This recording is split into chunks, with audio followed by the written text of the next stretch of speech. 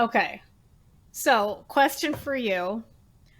At what point did you realize that everybody's names are like goofy, like real life things, like food and vegetables and underwear?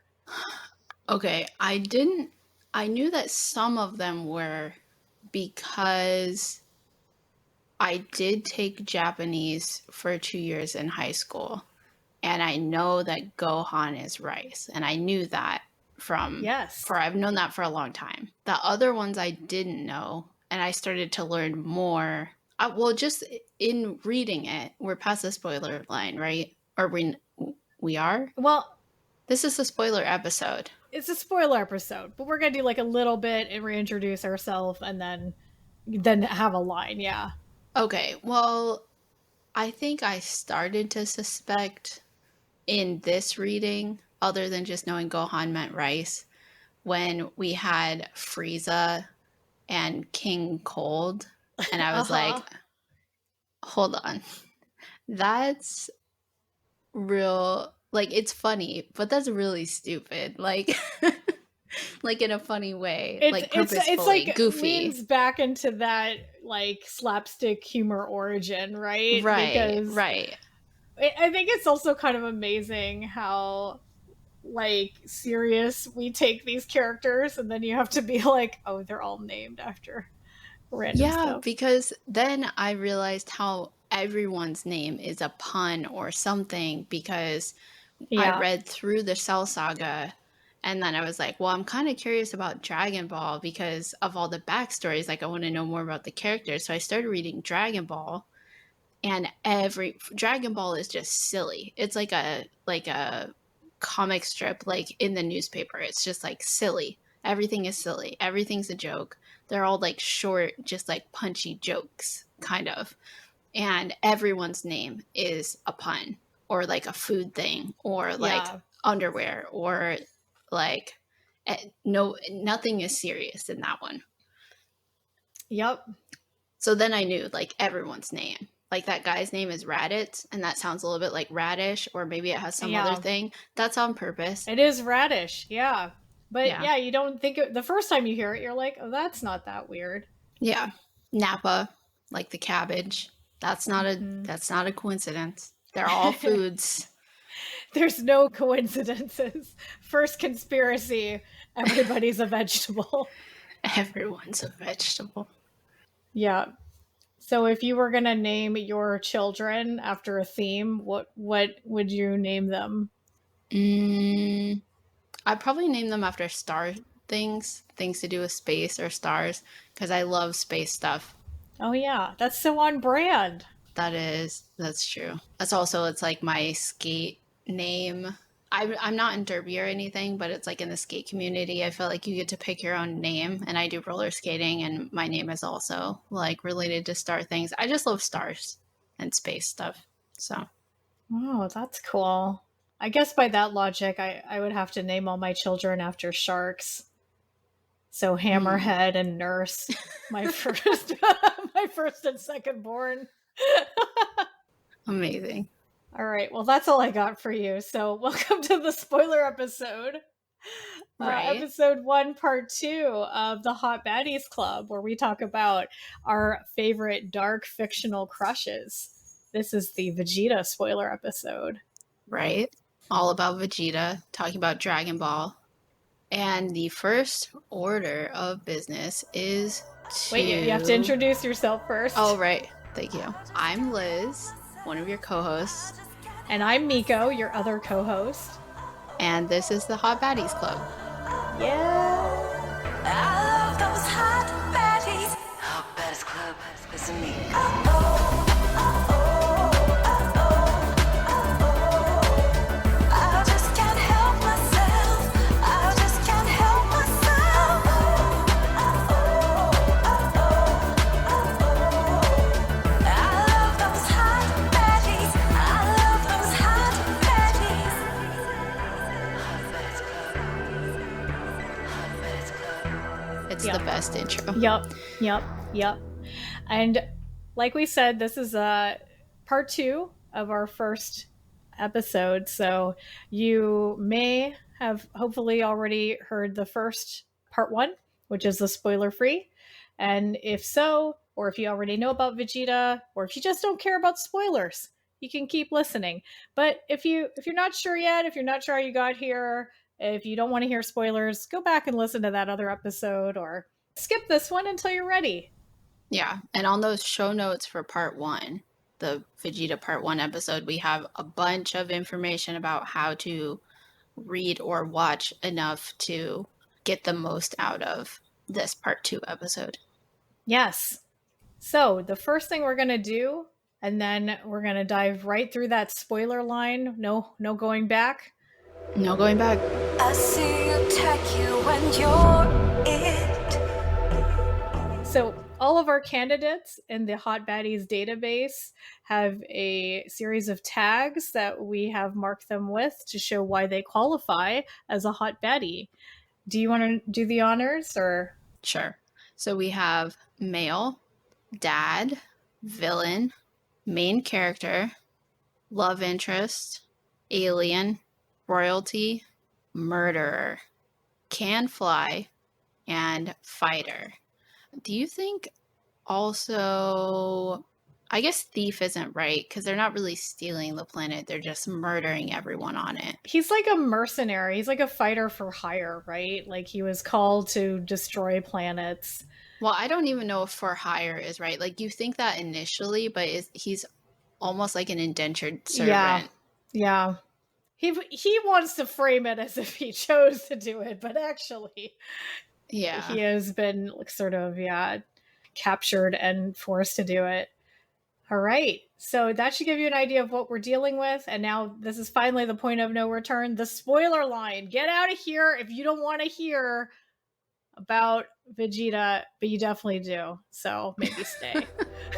Treat me so nice, baby, you spoil me. Spoiler line. First Yes. impressions. Vegeta first impressions. The Okay. first time that we see Vegeta. Okay. All right. First impression. So we like to talk about the first time that you see your Hot Baddie, that they show up, because there's just like, a lot of times these villains and these anti-heroes, they make a big impression. I'm going to just say this is not one of those times. But here I posted for Liz. This is the first screen we see Vegeta ever in the series. Yeah, and this is almost like exactly what the manga looks like also. Like this one is in color, but it looks exactly the same. I don't think I realized that he was chomping down on like a lizard person tail. Yes, you can see the dead body in the back. So what we see here is two men. Vegeta's in the foreground, crouching. They're by like a campfire on an alien planet. And they're both wearing what will soon become like kind of iconic, the Saiyan armor. The armor is inspired by samurai armor, which is why it has those like cool shoulder pad things. But it's essentially like, it's either a little set of Speedo underwear or it's a full body suit. So Vegeta goes for the full body suit with then some rubbery armor on top. And he is eating, like the arm of some poor dead alien or something. Yeah. And behind him is a much bigger guy who's super muscular and bald. And that is Nappa, his companion, I guess we'll say. And just from looking at this picture, you might think Nappa is the big, powerful one. But, dear listener, you would be wrong. You would be wrong. They're also wearing things over their left eyes, and those are called scouters. Those are used very often in the series as people like try to check how powerful everybody is. The prop we all love to break. Yes.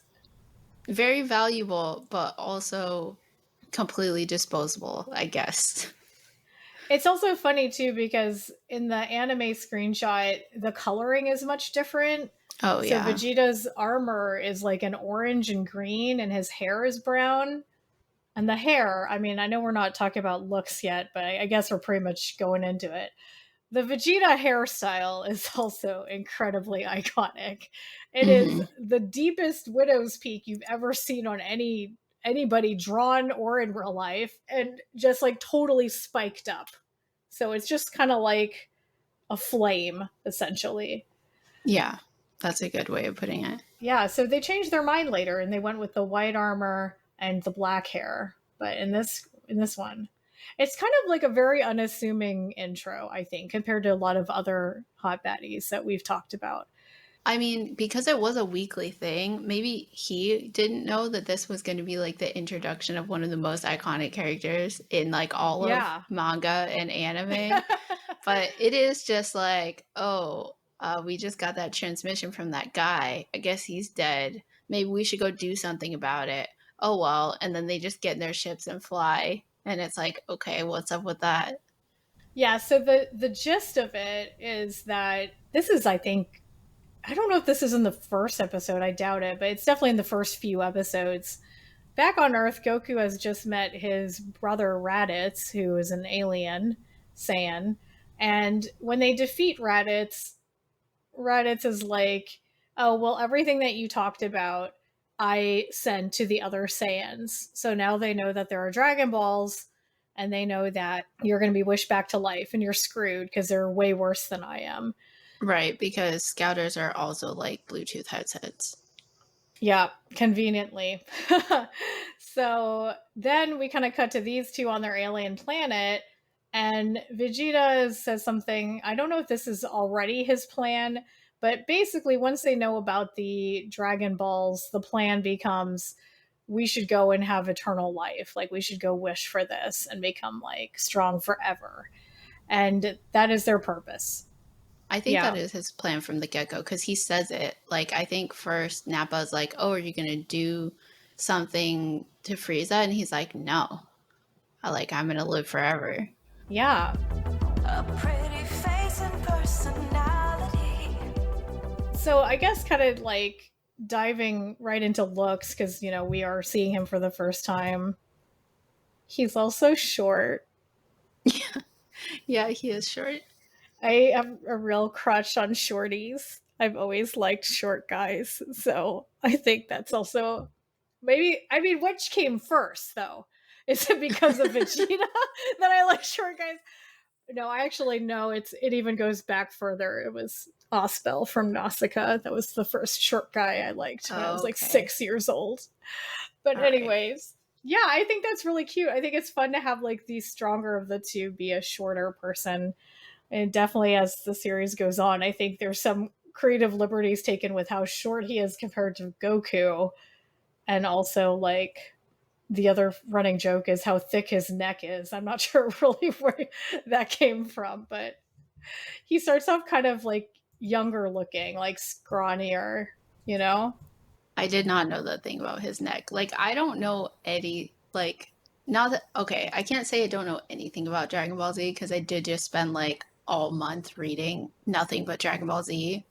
But yeah, I don't know all the jokes. I was actually really surprised to learn that, well, I knew that over 9,000 was from Dragon Ball Z. One of my favorite memes of all time, like old school internet weird stuff, me watching like YouTube and Flash videos that would just make me laugh and laugh and laugh. I did not realize that the I'm a fire in my laser was from Dragon Ball Z. Oh, I don't know that one. Okay, I'll post a video, but it's just like it's basically Cell before he shoots that like giant beam out of his mouth. And just because it looks really funny, I guess.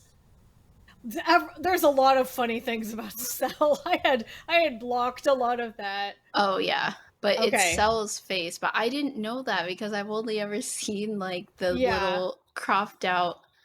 There used to be whole compilations of videos that I would watch on like Newgrounds or whatever that was just Oh, that's Cell's face? yes, it's Cell's face. Oh my gosh. So you do know it. Yeah. Yeah. That's so funny. There were just whole compilation videos of them like taking scenes from other movies and then just inserting that into it. And for some reason, that was the funniest thing I'd ever seen in my life. I didn't know it was so. Amazing. Well, I think that my feeling, despite my extreme passion for Vegeta as a character, is that he does not, on first glance, seem like he's going to be a heartthrob. So he seems like he's just going to be another person in this story, you know? Yeah. Yeah, I definitely think he grew on me a little bit.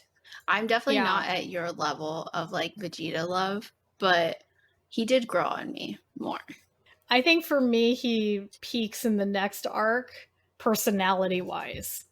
I get Mhm. really excited. Well, I guess I'm like just weaving into the personality section. Is that okay? Well, I do just want to mention Vacation Vegeta. Like after the break, He has good clothes. I was dying when you see him for the first time in basically like a Hawaiian shirt. And that's what I Yes. wrote. The actual thing I wrote was OMG fucking Vacation Vegeta. He has like, yeah, his outfits. He's either training or he's in these like casual button downs. And like, I assume you've seen the iconic pink shirt. That is his most famous casual look. I was assuming that's probably the first one that I saw, but I saw it in black and white. Oh Let no. me see. Oh no. Okay, I'm posting Oh this for my you. god. This is like his most famous outfit. And there is a backstory. I mean, in the anime, I think they even embellish it more, but it's like he's training and all his clothes are dirty. And Bulma like is like, "Oh, I got you some stuff." And he's like, "What do you mean? Like, I'm supposed to wear this?" But he does wear it. So, you know, if he didn't want to wear it, he didn't have to. And I think there's even a little bit of like fun to be had just being like, did Bulma buy this? Did she already have this around the house? Did Like, she have it made? did she have it made just for him? Yeah. Amazing. I want one of those. Yes. So yeah, clothing wise, he's usually in like some kind of spandex bodysuit with some version of his samurai Saiyan armor. As the series goes on, you know, usually like the shoulders come off. It's more like a tank top look to it. Oh, we didn't talk about the tail, which Oh, right. you know, Saiyans all have tails, but during combat, each of the Saiyans we know loses it. Except, Doesn't Vegeta when they cut off his tail, he says it's gonna grow back, but none of their tails ever grow back. okay, so one thing that's annoying is like sometimes in the dub they would say things like that because they wanted it to seem less bad. So like there's like kind of, Well, this was in the manga though. oh well then I don't know. I mean there's also a strange situation because like Gohan's tail does grow back and they cut it off again and then it never Oh. comes back. Oh, so maybe it can grow back, but it's just for plot reasons. Yeah, and then I know like they used Raditz's tail as a weakness to stop him. So I'm Yeah. not sure if it was like they just chose not to grow back because it was like a weak spot that he didn't want to have. Actually, you'll find out later in this episode that it does grow back though. So I have a surprise for you. I have another question about this Badman shirt. Yes. So, do you think that it was kind of like a because the creator is always doing these like silly puns and stuff in Dragon Ball and that like doesn't happen as often in Dragon Ball Z, but do you think this was a moment of him getting back to his like funny roots and it was like a translation thing and that maybe it was supposed to say like bad guy because that's like a common phrase like oh he's a bad guy or that's a bad guy but instead it just says bad man. Like, okay, so you think that bad guy would be more like kind of the way an English speaker would say it. Like, just like, Yeah, it hey, would be I'm more one of the casual. bad guys. Instead of Yeah, being like, I'm bad man. Like, bad man. that's a funny theory. I'm not sure. I mean, he's definitely like poking at Vegeta and making fun of him a little bit. But to me, like, Vegeta in the pink shirt it just said like that's like everything about him in one look, you know? It's like he thinks he's so bad, but there's something kind of like cute and silly about him, and that I find very endearing. Personality.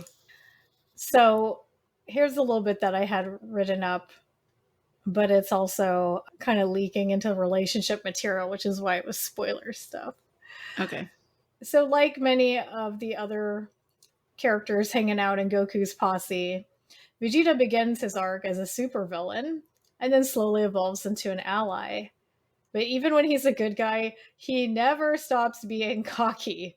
He is so confident that he is the best in the universe, and this is often what gets them into trouble, even more trouble. There's so many cases, like looking back on the 3 arcs we looked at, like obviously he is the main villain of the Saiyan saga. He's the one coming with Nappa to destroy the Earth and take the Dragon Balls. But then, you know, in the Frieza saga, he's like kind of a rival, like frenemy, because he's kind of on their side sometimes because everybody's against Frieza. But he's just so like just thinks that he's so smart that he'll be like, oh, I'm going to defeat this person. It's like, no, you actually can't. Like, you embarrassed yourself completely doing this. And essentially, for whatever reason, I don't know what this says about me, but watching Vegeta getting constantly destroyed when he's so sure he's going to win, it gives me life. Like, every time it happens, I just can't, I'm just so excited because he just think he's like, it happens over and over again. I'm going to be the first. I'm going to kill Zarbon. Oh, are you? I'm going to be the one who kills number 18. Oh, really? That's going to work out for you? And it's really funny. I mean, I think there's something so funny about that happening, but also the fact that, like, he always gets back up again and he just feels as, like, he's like really sad about it, but then he's like, yeah, but now I definitely am the strongest this time. Like, he just gets right back into that mode. Yeah, that's true. I mean, the epitome of this is when he gets knocked out when they're fighting the androids, right? And then Trunks is like, okay, now I can actually go all out because I'm actually stronger than my dad, and we just trained in the space of time and space, or the whatever house of time and space. My dad's fragile ego can't handle it. Yeah, I had to hold back in front of him, but I actually have trained beyond what I showed him, and now I can actually fight full out because he's passed out. Yes. Yes. And I guess this is as good a time as any to talk about kind of like the moment for me when I was like 13 years old, and I'm like watching Toonami and the Namek saga, and I see the first time that Bulma, who is like, you know, was a main character, probably the most popular and coolest female character in the whole series. She's been there since the beginning of Dragon Ball. She is established as the genius. She's kind of bratty, kind of high maintenance, but I think primarily, I think people like Bulma a lot. She's the coolest girl because she gets to go on the adventures and everything. Yeah. And it feels like she deserves it. She gets to be high maintenance because she's a fucking genius. Yeah. I just think she's such a great character. So she goes to this planet Namek with them because she knows a lot about the Dragon Balls, and she's the one who makes the spaceship. And they have her just like babysitting one of the Dragon Balls, and Vegeta finds her, and he's also collecting them. And that is the first time that they meet. Like, she wasn't there for the fight on Earth when everybody had to fight Vegeta and basically beat him up so much that he had to leave, to his complete shame and, you know, embarrassment. This is the first time she's met him, and she's really freaked out, right? Because he's just like, you give me that Dragon Ball, I'm leaving. And my little like preteen brain was like, oh my gosh, it would be like the coolest thing ever if those two dated. Because, like, you know, who's she gonna date? Like, Goku's married, like everybody else is like green, you know. Not that you can't date green people, but I just like, there's something about that scene that like the tension was there. And I was like, but like, that'll never happen. Like, there's no romance in shows like this. And then I went in like the pre-Google, pre-Yahoo, like you had to go to Anime Turnpike and look up the latest websites that had been added to it to find pages about the anime you were watching. And somebody's got a list of characters. And who's this really handsome guy in the denim jacket but Trunks? Trunks, who it just says there in plain English is Vegeta and Bulma's son. And my little girl self screamed. And Oh there's my something God. about that kind of thing where like you kind of feel like you take ownership of it, you know? Like this like excited feeling that like I predicted this, even though it happened like 10 years before I even knew they existed, right? I'm like, I thought it could happen, and it did happen. And so yeah, that is the other part of I think what makes Vegeta so special to many fans that are interested in hot muscular men is that he gets to be with the coolest woman in the show, and they have their own, it's not emphasized much, but there's just enough there for you to grab onto. He does have a relationship with her, and they do end up having kids. And as is much later in the series, he actually is a little bit domesticated and has his own arc where he eventually becomes a pretty awesome dad. So not at the beginning, but eventually. I didn't even think about that, about the first time that they met. I guess I should have paid more attention to that. But to me, the part was when they all get brought back, or okay, they all get brought back to life and then transported to Earth, Yeah. right? At the end of the Namek saga. And through a fluke, he's also brought because they're like everybody. No one said, let's save Vegeta's life. It was that everybody Frieza killed got brought. right. So he just happens to be there. He's like casually sitting by a tree. And then he ends up, this to me is one of the turning points for Vegeta. Yes. Is that he ends up helping them because they're like, oh my God, what do we do? What do we do? And he's like, obviously, you just like do it in this order and use the Dragon Balls this way. And then like you'll get everything you want. And so he's just like sitting there and they're like, okay, well, everybody has to go away and train for like a year or whatever, or 5, I forget how long, 5 years for this next threat that's coming. And Bulma's like, well, you can come stay with me, Vegeta, because nobody else will have you. And what she says is, if you go wandering around with this crowd, you'll cause a sensation.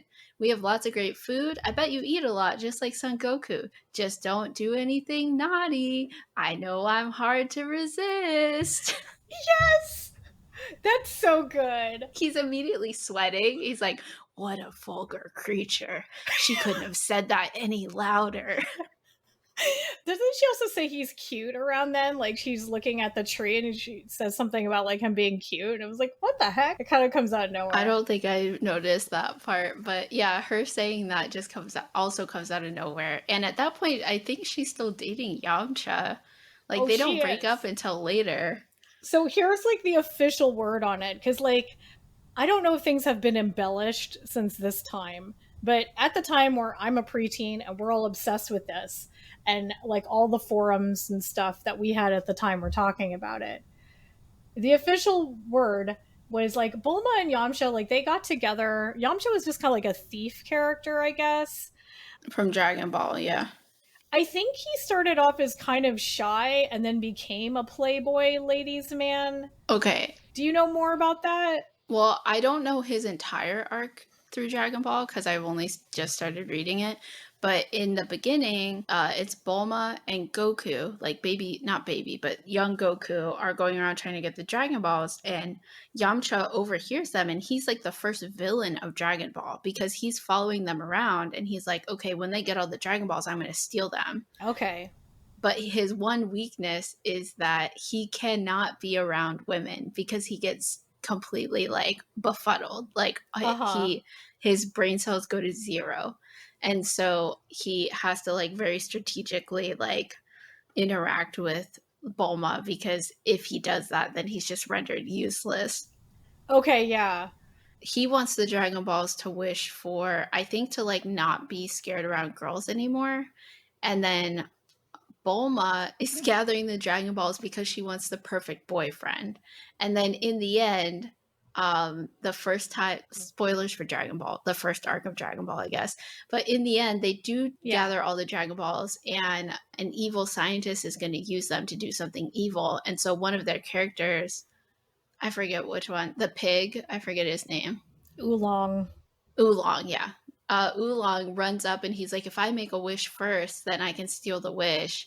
And he wishes for like a pair of girls' panties. And so he gets the first wish.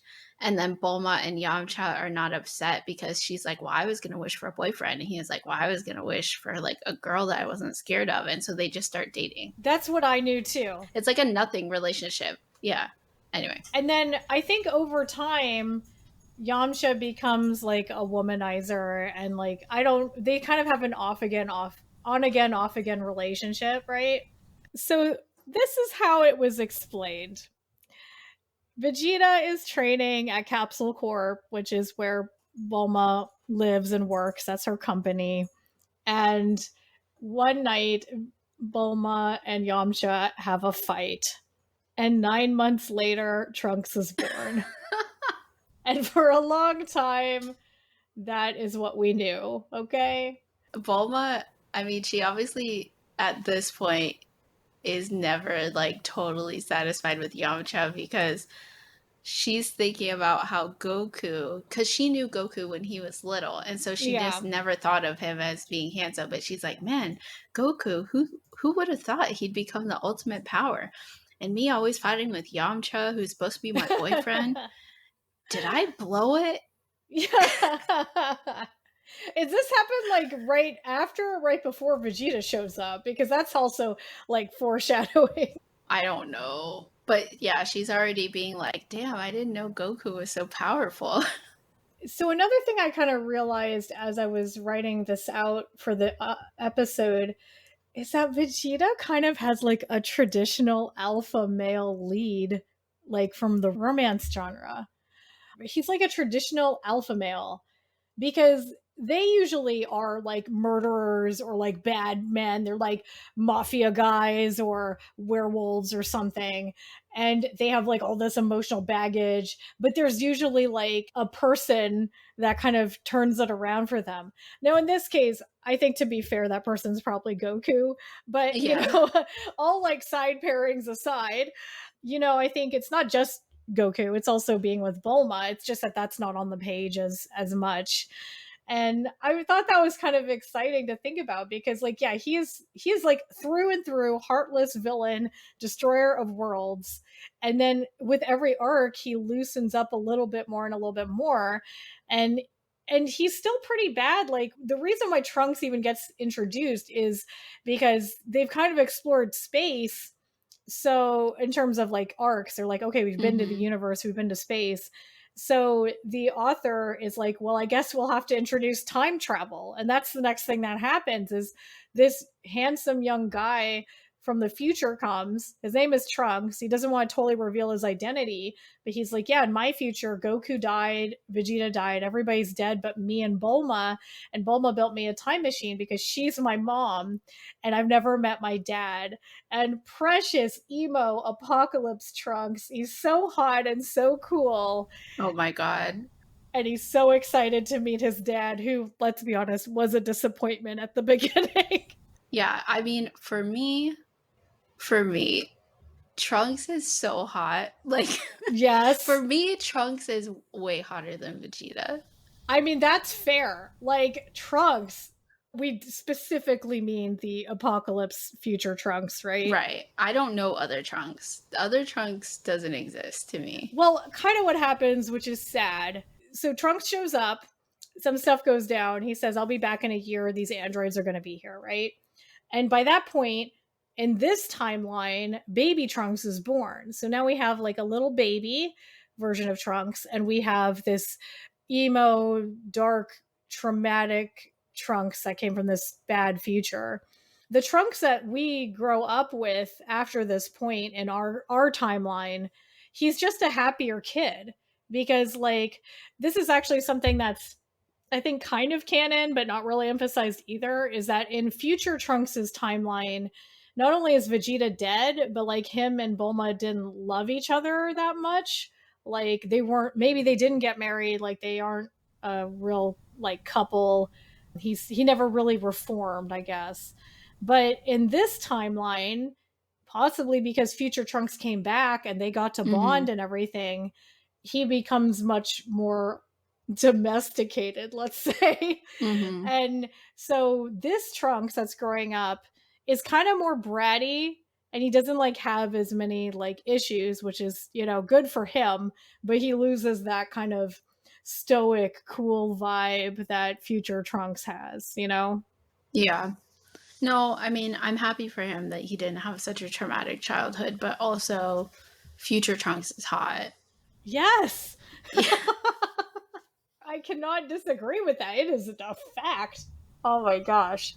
As someone who really likes time travel shenanigans, I did like how casual, because most of the interest in time travel stories, at least like contemporary ones, is that you don't know what the rules of the time travel is. And in this, he just comes out and says it. It's just like immediately Yeah. one of the characters is like, oh, well, if I go back to my future, it won't be changed because I'm from a different timeline. And I didn't just travel across time, but I also traveled across dimensions. And they're just like, oh, that's it. That's the answer. Yeah, I mean, and I think that's actually kind of fun about what Akira Toriyama does is like there's just things he's not interested in, and he's just like whatever. Like I wish I could throw a few more puns in this scene, like Yeah. you know. But I really did appreciate the whole thought that I tried to articulate, which is like after you go to space, where could you go next? And he just thought time travel, like let's go to Yeah. the future. And I think that was really a cool idea to introduce. And then we kind of have this like Vegeta's arc here is really about like at the beginning Future Trunks is really upset because his mom and baby Trunks almost die and Vegeta doesn't do anything to stop it.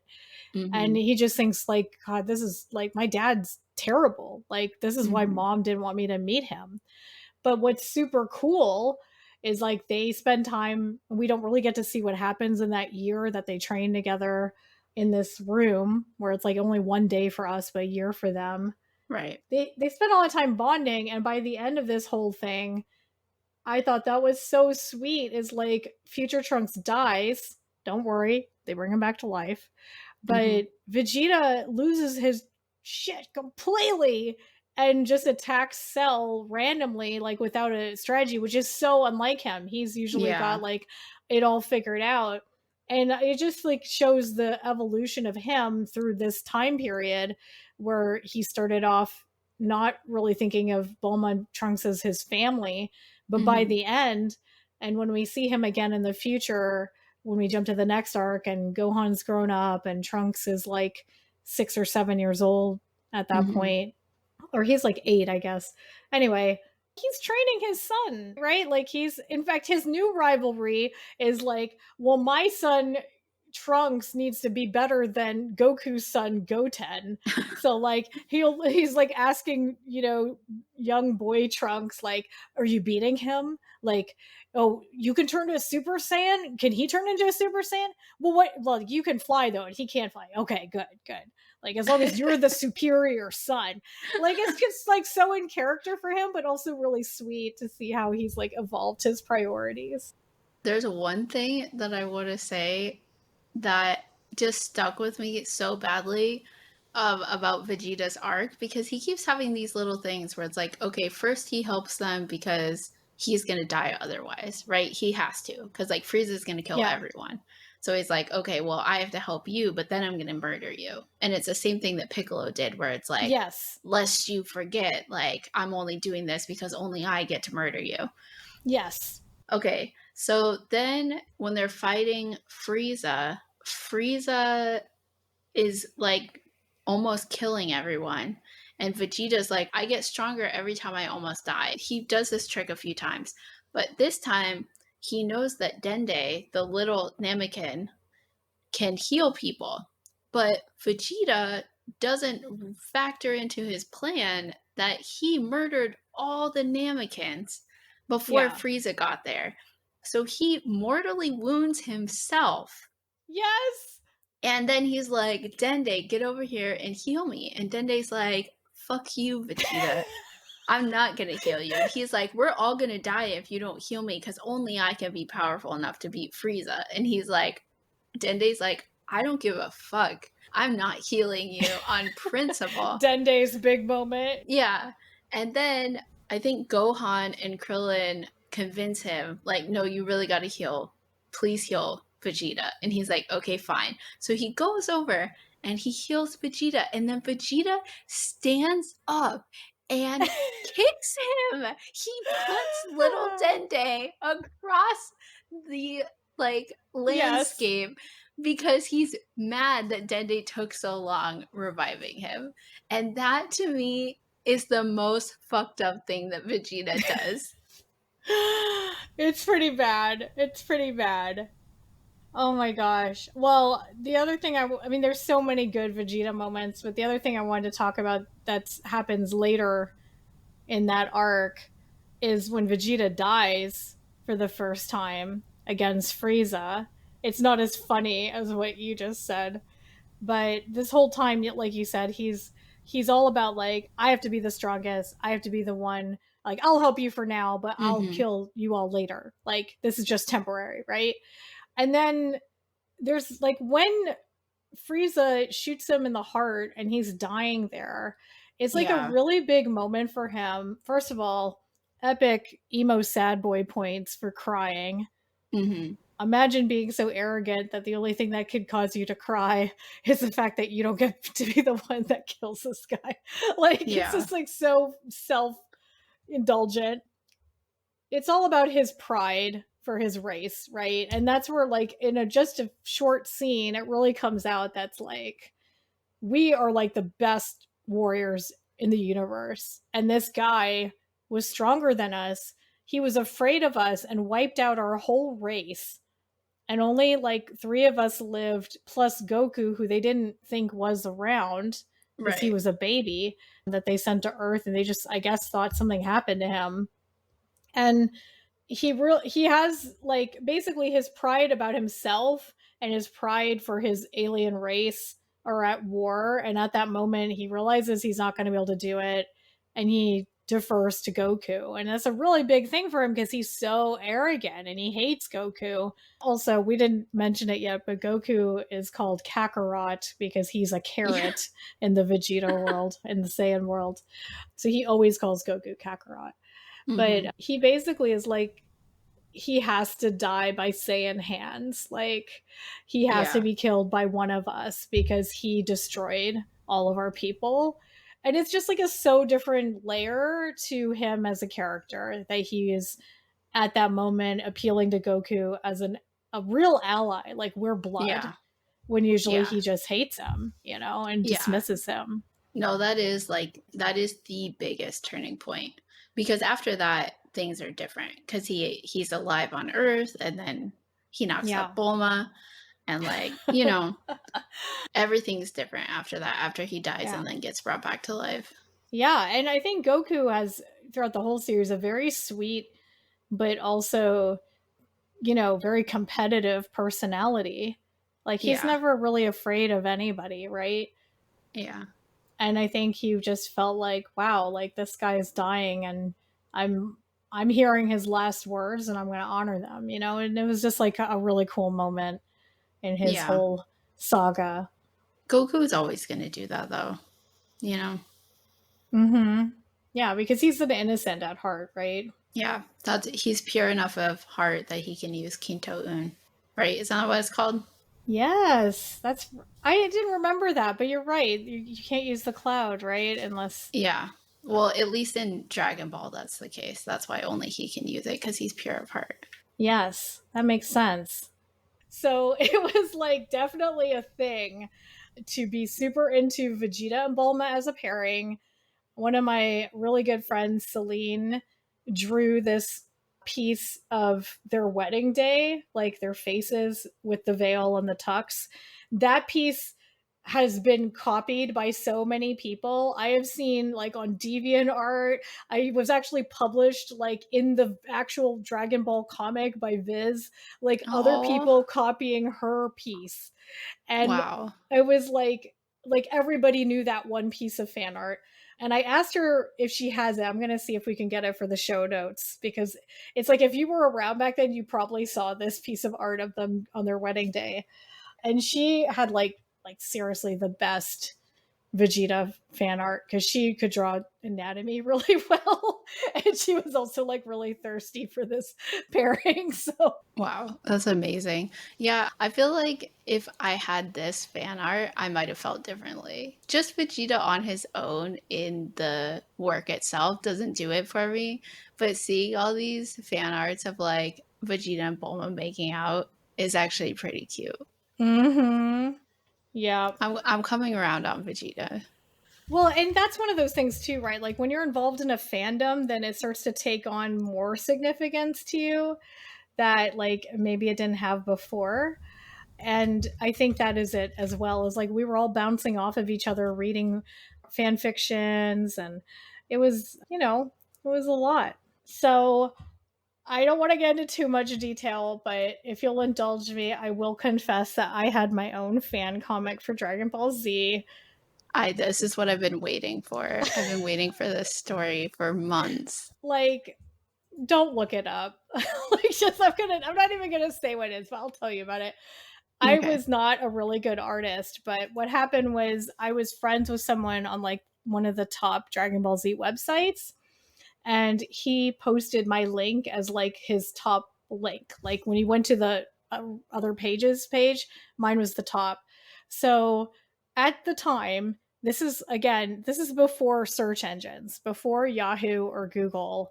I Hmm. had 125,000 views on my comic, on my little hit counter. You know those little Wow. hit counters that would just Yeah, refresh yeah, at the yeah, top? yeah. Yeah. So today's numbers, that would still be impressive, but I just want to say like at that time it was like Yeah, there was that's like no way to unreal. find things. Really, like I'm a child. I'm 13 years old, okay? I got this idea for this really big epic like alternate universe thing, and then I really only posted like 3 chapters of it, and it was going Hmm. to be like it was an alternate universe that starts before Dragon Ball Z and was going to end at the Cell Saga. So can you imagine how much outlining I had done, right? Yeah, yeah. And I had probably drawn, I don't know, maybe 10 chapters or 20 maybe, but I Hmm. really only published like 3 of them. But it was popular, and I had these people sending me fan art that was way better than my art of my character. And Oh. so I did a thing that we now know of as a self-insertion or original character, Uh-huh. and I invented my own female Saiyan because there were none. There Yeah. were none. There's like very few female characters in this series. And Yeah. I wasn't the only one to do it, but what I was trying to do with it, which I did think was cool, and I think it's just like where my little 13-year-old brain was going, like it was also around the first time I had like heard of feminism and was like getting really interested in like, wait, like some things are like coded to be male and some things are coded to be female, but they don't have to. Like I like video games, and like Hmm. I like horror movies, and like that's okay. I mean, it sounds maybe silly now because I think we really have evolved a lot as a society, Hmm. but at the time like it wasn't, I guess, a given.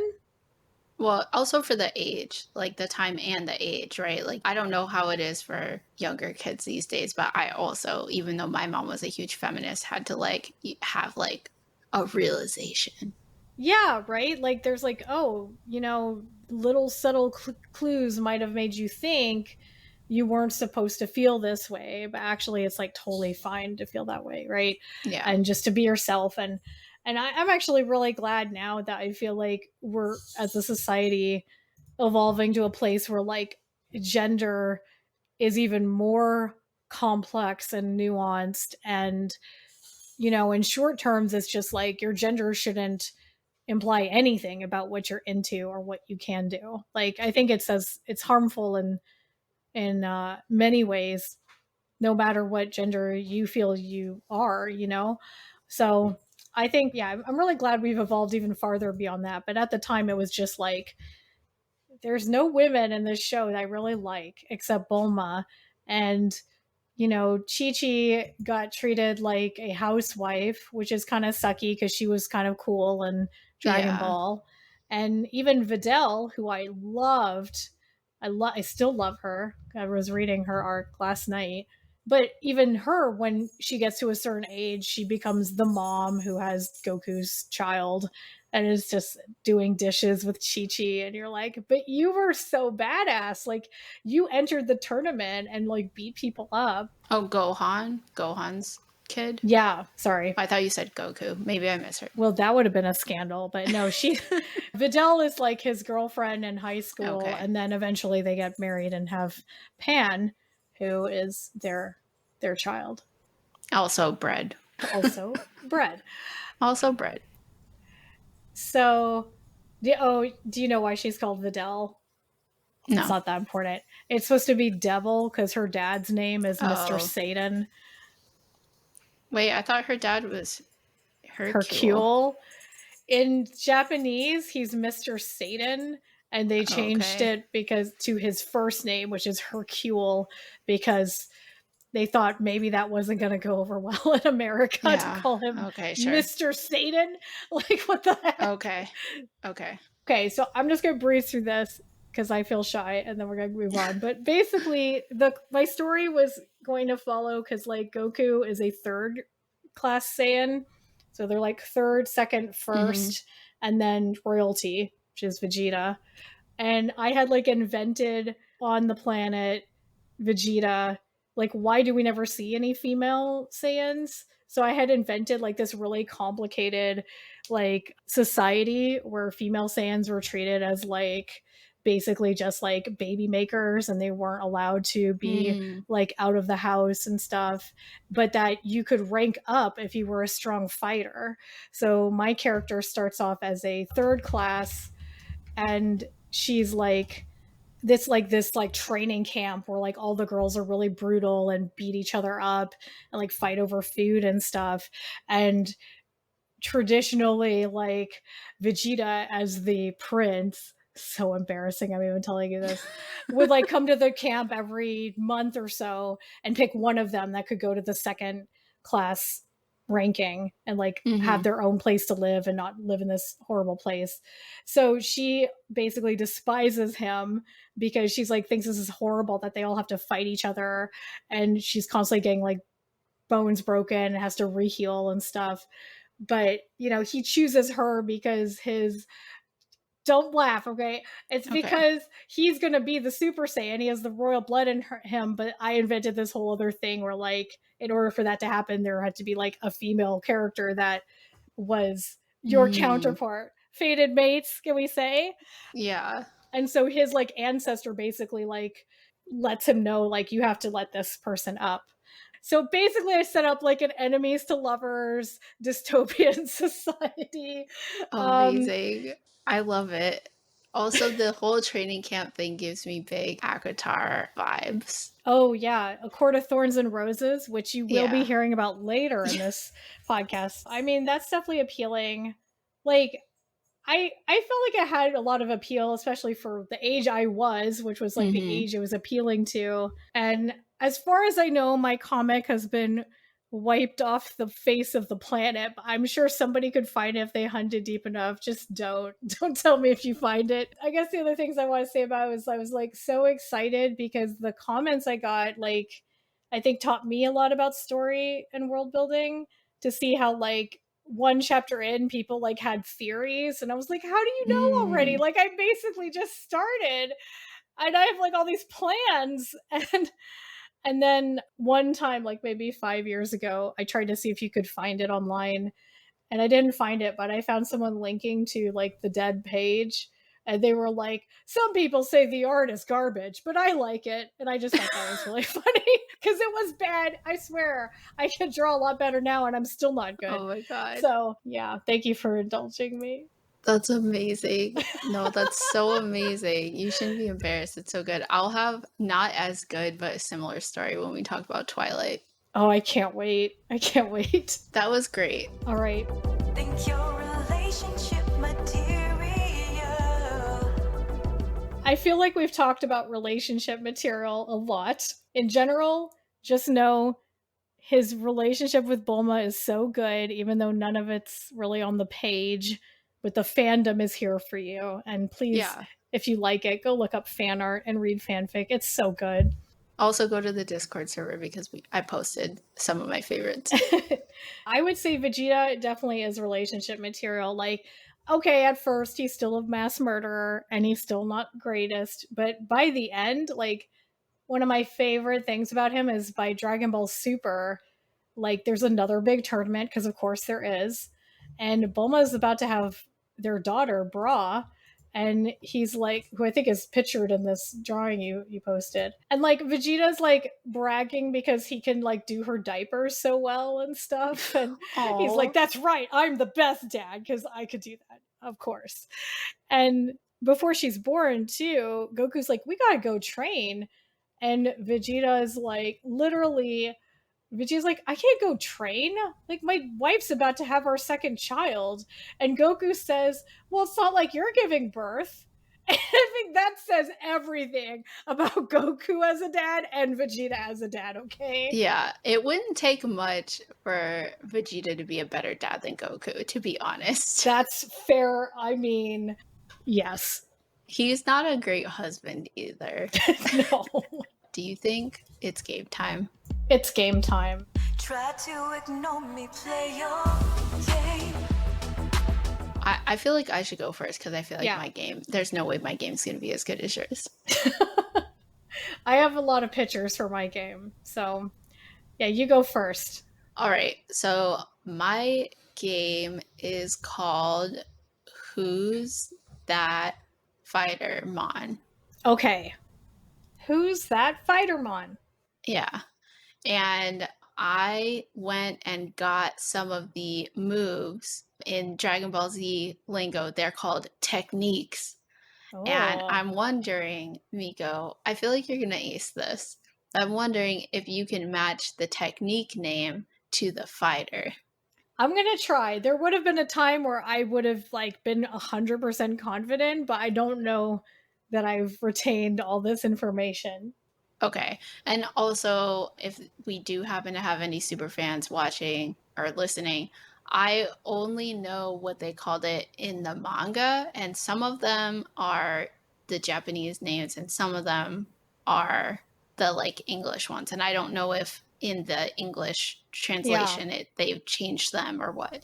I think sometimes they do, yeah. Okay. This one I think is a little easier. The technique is called Kaioken. Okay, so this was taught to Goku by King Kai, who is like the Lord of Worlds in the underworld. Yes. So I think I was confused a little bit because is that what they call him in the like English anime? Because in the manga they just call him Kami-sama, right? It's hard because Kami-sama is also what they call Piccolo's counterpart. Oh no, you're right. I was just wrong. Kami-sama is the Piccolo counterpart. Who? So King Kai? I thought they called him something else. I think they might call him like Kai-sama or something, like, which is similar. Oh, Kaio-sama. That's why it's the Yeah. Kaioken. Okay. Well, I've already messed up. Please don't write in. You can stop yelling at your phone now. I know what I did wrong. You can make a GeoCities page and list out all the moves and all their names. I definitely saw some old websites that were just Dragon Ball Z fan sites that were pretty great. Nice. Kaio-sama. That's who I'm talking about. All right. Yes. Correct. Ding, ding, ding. Correct. Yay. That's what the Kaioken is. Okay. Do you know who does the move, at least the first time we see it in Dragon Ball Z, who does the move Taioken? I think Taioken is that the blinding one? Yeah. I think that's Tenshin Han's move. The first time we see it in Dragon Ball Z, I'm pretty sure it's Krillin. Oh, Krillin does it. Yeah. That doesn't mean, I don't know, he might have learned it in Dragon Oh. Ball, but I'm pretty sure in Dragon Ball Z, the first time we see it, Krillin does it. That would make sense because I think, okay, I think like a lot of times they use each other's moves too. Mm-hmm. So I think sometimes they say like, "Oh, Tenshin Han taught me this," or "I'm going to use your move." Also, apparently, I don't know when this comes up, but when I was doing research for this game, Tenshin Han apparently has a special move where he can learn someone else's technique just by seeing it one time. So it's also possible that he stole it from Krillin. Oh. I don't know. I don't know the facts. Please don't yell. Okay, yeah, I like briefly looked it up. It looks like Krillin uses a personalized version of it, so he's like adapted it. Oh, okay. So I would say we're both right, and then leave it at that. I mean, I'm not going to say you're wrong. Okay, what's next? Light grenade. Light grenade. I don't know it by that name. Do you have another name for it? It can also be called Gekuretsu Kodan or Raging Fury Light Bullet. Oh, that's really fancy. I don't know. I don't think it's Vegeta because all his names are like easy to remember. Unless it's the Gatling gun one. But then you would have said Gatling gun. So, okay, I'll just guess. I'm going to guess it's Piccolo. It is Piccolo. Oh! It's Piccolo. Nice. Okay, so light grenade in the manga, I think he calls it light grenade in the manga, but he uses that to fire it at Cell. Oh, okay. He gets knocked down by Cell and then he charges it up and shoots it. And it shoots Cell into the ocean, and it's one of the first times they're like, oh my god, he did it. And then Cell just like gets out of the ocean. Yeah, that's a Dragon Ball Z classic right there, is like, Yeah. there's a big cloud and everybody, like, they never wait to see the cloud No. dissipate, right? Everyone always celebrates, and then they're always so shocked when that person's still alive. Yeah. Okay, here's my last one. The super blank Big Bang attack. Big Bang is Vegeta all the way, and I don't think they realized how that was going to come out. Or I didn't realize how that was going to come out of my mouth, I'll say that. Super Vegeta Big Bang attack. And he says it, even in Japanese, he says it in English. So he's like, Oh. Big Bang attack! And it's like, only you. I think he's also like Gatling Gun and Final Flash, or like his others. So they're all very like English names. Yeah, I always loved it when I'm excited to see a little more of that in Dragon Ball, because I always love it when they start talking about like, oh, do you have another technique that Yes. you've been working on? Yeah, everybody's like, what else you got for me, you know? Okay, so those are the four I got. I actually think in Dragon Ball, Krillin ends up having a lot of techniques. Like, I think surprisingly, he ends up showing more techniques than a lot of other people in Dragon Ball Z. And I think it's because he's like always around. Yeah, that would make sense. He's always around. And he has techniques. It isn't just like, I'm going to do the biggest energy blast ever, because he's like scrappy, you know? Yeah, Krillin is scrappy, and it's like, you know, I think it should be recognized that of the pure humans, he's the fighter that sticks around the longest. Like, at some point, Tenshin Han and Yamcha are like, oh, I'm just here for moral support, you guys. I'm not even going to enter the tournament. Like, Yeah. they know they can't do it, you know? But Yeah. Krillin, it really hangs in there, like, pretty Yeah. much consistently the whole time. And he's also from Dragon Ball. Like, he was, like, one of the oldest Yeah. friends, right? Yeah, he has a lot of heart. I don't think I had ever seen his name written. And I know this is like the Ramaji or whatever. Yeah. But I did not expect it to be spelled like that. Because in the English, Like the Kuririn. yeah, they call him Krillin. Yeah. And like, that is not how It's complicated. Like, yeah, like Yeah. you kind of have to know like what was the pun, and also like Yeah. you have to see like how did the Japanese people spell it, because technically the Romanji of Vegeta's name is Bejita. Well, that's because there's not really a V, Yeah. right? It's always B. There's no V. Yeah, that makes sense. Japanese language purists coming after me, but like typically V sounds are made with a B. Yeah. So Right. yeah, that's a tough one. I think it's okay to say Krillin, you know. Yeah. Yeah, also, since you mentioned it, Krillin with the other hottest woman in the series, number 18. Oh my god, Android 18. Android Yeah. 18 and Trunks are the hottest characters in the series. Uh-huh. Yeah. I mean, fair. I'm sure there's fan art of that too. Krillin and her have a baby together, Meron, who is, I think that means chestnut. Oh, yeah, I think so. That sounds right. So he probably is the best dad. I mean, because he's not out there murdering people still. I don't know. Yeah, it was so cute to see him start to get a crush on her. Yeah, he was good. Krillin is he's just a good guy.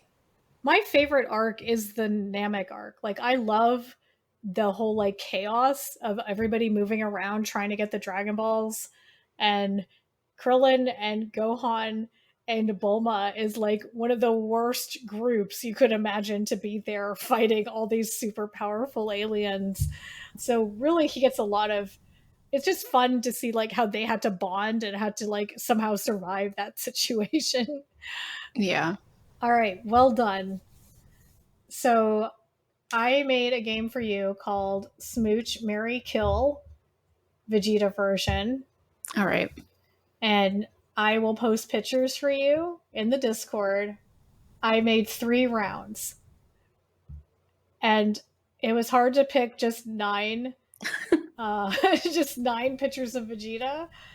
And some of these I don't know if you know exist, so it's going to be a little chaotic. All right. Okay. So Smooch, Marry, Kill. Round 1, we're going to call Tail Time. All right. Tail time. Here are 3 versions of Vegeta with tails. Version 1 is his first appearance on Earth with the slim neck, the big shoulder pads, and the tail. Version 2 is Great Ape Vegeta, which is when he's transformed by the moon and is like King Kong size. And the third version is Super Saiyan 4 Vegeta from GT with red fur and exposed chest. Just based on what I already know alone, I don't know anything about Super Saiyan 4 Vegeta. I barely know anything about him. He shows up in GT, which I didn't watch. It's kind of considered to be a spin-off that's not official. Okay. I think I have my answer. I would smooch Super Saiyan 4 Vegeta. I would marry regular tail Vegeta, and I would kill Great Ape Vegeta. That makes sense. I mean, what are you going to do with a guy who's like 20 feet tall, right? It's inconvenient. I mean, okay, actually, I mean, oh? well, okay, because we're saying first impression Vegeta. First impression Vegeta is just straight up a murderer. It's before Yes. he's gone through all his learning. I don't know what GT is like, but if it's like later after, He's a good dad, actually. oh, Yeah. well, then I would probably smooch first impression Vegeta and then marry Oh, okay. Super Saiyan 4 Vegeta. Because Yeah. like my instinct was like, well, he looks like the hottest one. Because I mean, He does look like the hottest one. yeah, and I like his red style. fur. Like, what's going on there? You know? But I don't have to choose. It's true. Because I'm assuming when you marry one of them, you also get to smooch them. But you only get to smooch That's right. the smooch one. You don't get to marry them. And you only get to smooch them once. Yeah, I guess that's one of the funny things about this game, right? Is like, well, you're kind of cheating, because if you marry them, you'll probably get to smooch them. Oops. Right. Oh, well. Okay, yeah, that's my final answer. Nice. I would marry Super Saiyan 4 Vegeta. Great. Do you know what GT is about? Is it worth even telling you? I don't know anything. I know nothing about GT.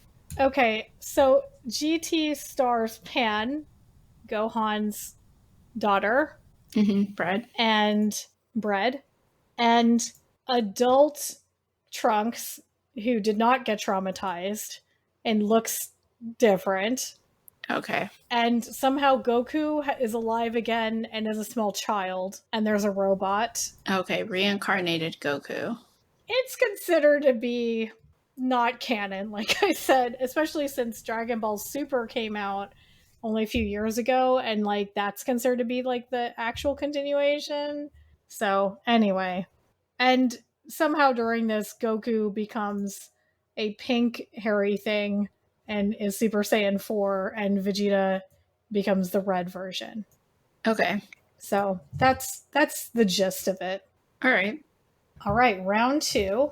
Non-future Trunks looks like such a little prep. I don't know what to say about it. Like, We don't have to get into it. I just don't. I'm not enjoying this picture of him. yeah, he's got like a little handkerchief around his neck. I mean, he's just a little bit more innocent and goofy. Non-future Trunks looks like somebody future Trunks could beat the shit out of. I'm 100% confident of that. Like, I mean, yeah, he's just lost some of that, you know, star appeal, I guess, that future Trunks had. So, round 2, Smooch, Marry, Kill is the casual clothes round. Okay. So we have his traditional button down with undershirt look Mhm. from Super. That's him taking Trunks to the amusement park and being a good Mhm. dad. Mhm. And then we have the iconic Badman shirt Mhm. from Dragon Ball Z. And then on the right, we have leather biker Vegeta with his teenage daughter bra, also from Dragon Ball GT. Yeah, high maintenance. I don't think she fights in that series, but I can't remember. Okay. Well, I think I am going to kill collared shirt Vegeta. Okay. I'm going to smooch Badman Vegeta, and I'm gonna marry Leather Biker Vegeta. Oh my gosh. Because, well, Leather Biker Vegeta he's already been like a good dad and everything, right? Like he's done a lot of growing. Yes. And also he is Leather Biker Vegeta. So like, again, I don't have to choose. I can marry the hottest Vegeta and win. That's true. I mean, I don't even really know the backstory there, but it is hilarious. Excellent. I think that was a real good, unexpected round from you. I knew immediately I was going to kill collared shirt Vegeta. Because he looks too casual, like he could just walk into the office. Yeah, I mean, why would you pick blue collared shirt Vegeta when you could have pink collared shirt Vegeta that says Badman on the back? Like, I don't. Uh-huh. It's fair. All right. So this is Romance Hero round, which are like roughly scenarios we've already talked about, but also just me stretching it to be like my favorite moments. Okay, so first, Vegeta, the moment he meets Bulma for the first time on Namek, when he takes that Dragon Ball. Second, the night Trunks was conceived, where he's sweating in the training room all night. Bulma's just had a fight with Yamcha. And third was that time that Vegeta thought he could beat up Android 18. He fucked around and he found out. Okay, this is the hardest one so far. I don't immediately know which one I'm going to kill. Okay, I think I'm going to kill. I know this is your fave and you have a special place in your heart, but I don't have that special place in my heart. So I'm going to kill first meeting Bulma, Vegeta first meeting Vegeta. Well, I mean, in comparison, you have to weigh the options. Oh, actually, hold on. I might revise that. I think I'm actually going to kill Vegeta getting beaten up by Android 18. Really? Yeah. And then I'm going to smooch. This is hard. I think I'll smooch first meeting Bulma Vegeta. And then I will marry training in the gravity chamber Vegeta. Because, like the marriage isn't going to start great, but hopefully it will turn into something better. I mean, that's like the official storyline, right? Yeah, I don't think Vegeta's going to be very fun to be around after he gets the shit beat out of him by Android 18. He's just going to be mad. I don't need that energy in my life.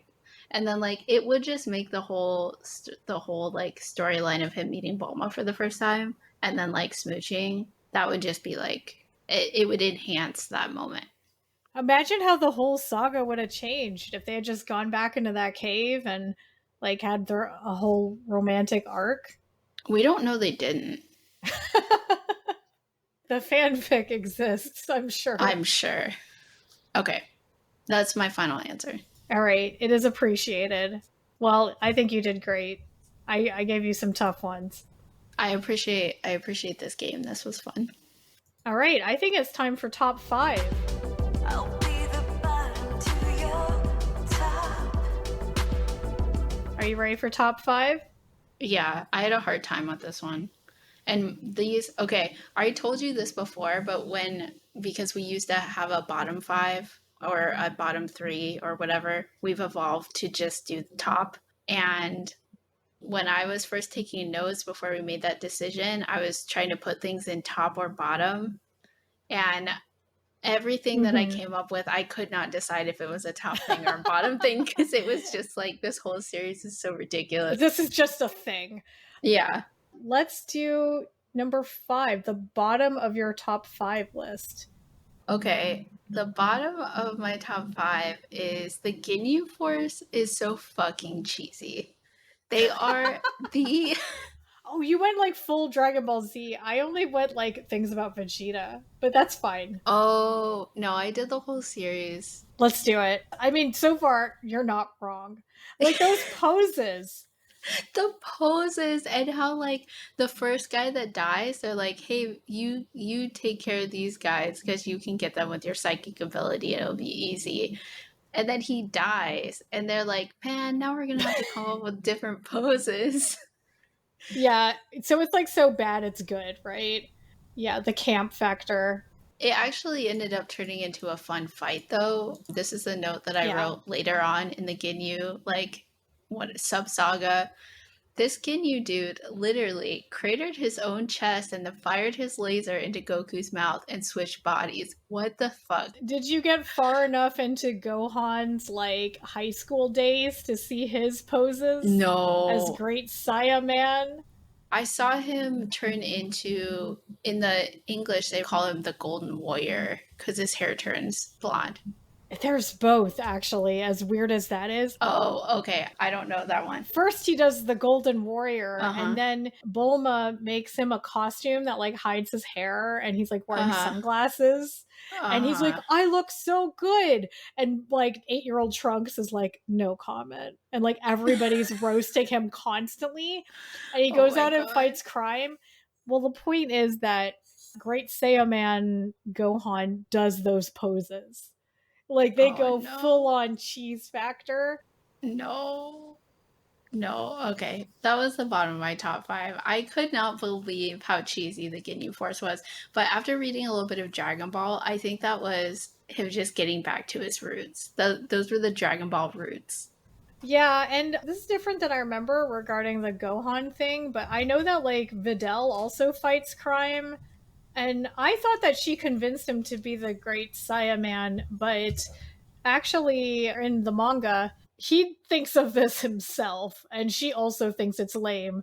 So I think this is a little further on when they're already dating, and they, like, fight crime together in these outfits. That's really cute. I mean, I think it's cute, but also, like, Gohan's my other Dragon Ball Z crush, adult Gohan. Because I think, I like that he's sweet, even though he's definitely lame. There's a trend. I like it when they're a little lame, I guess. I don't know what that says, but okay. Okay, why don't you just do your top or your notable 5 since you did all of Dragon Ball Z, and then I'll tell you about my Vegeta list. Okay, my number 4 is like going from 5 to 1. My number 4 is the amount of times Krillin thinks he's gonna die versus the amount of times Krillin dies. That's pretty good. Because every fight they get into, Krillin's just like, well, I guess this is it, huh? And then, you know, he narrowly escapes death. Or he doesn't, and then he gets brought back to life or whatever.